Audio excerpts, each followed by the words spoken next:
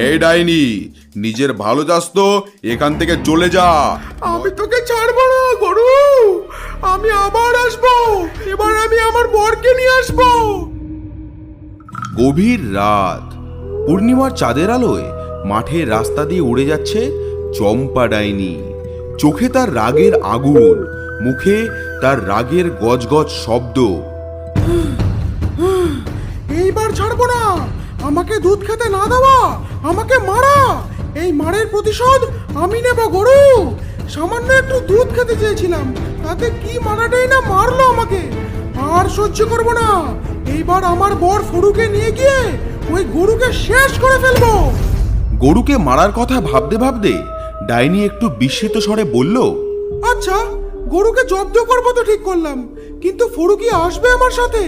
আগের বার যা তা বলে ওর বাড়ি থেকে বেরিয়ে এসেছিলাম। ফরু রেগে নেই তো আমার উপরে? দূর দূর, অত ভেবে লাভ নেই, যাই দেখি কি হয়। কিছুক্ষণ পর ডাইনি এসে দাঁড়ালো ওই বট গাছের সামনে।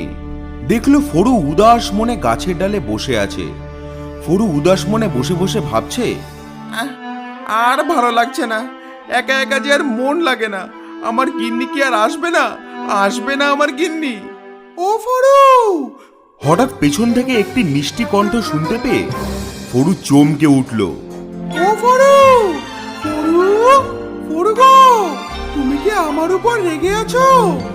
ফরু হঠাৎ পেছন ঘুরে দেখে তার গিন্নিকে। তার গিন্নিকে দেখে ফরু তো খুশিতে দিশেহারা হয়ে যায়। গিন্নি, গিন্নি তুমি এসেছো? তোমাকে ছাড়া যে আমি থাকতে পারছি না। ডাইনি ফরুর কথা শুনে উল্টে চটে গেল। এই মুখ পোড়া, এতদিন তাহলে কিভাবে ছিলি আমাকে ছেড়ে? মানে তুমি রেগে যাচ্ছ কেন? হঠাৎ ডাইনি শান্ত হয়ে গেল।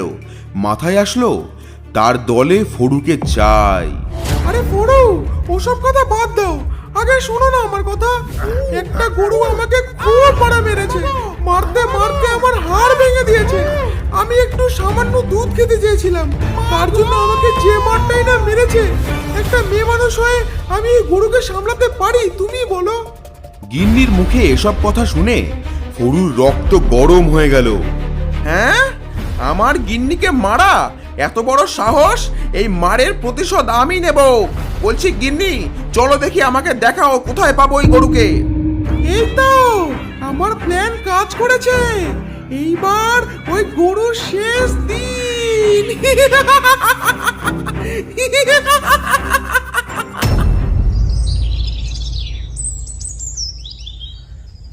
ব্যাঁ,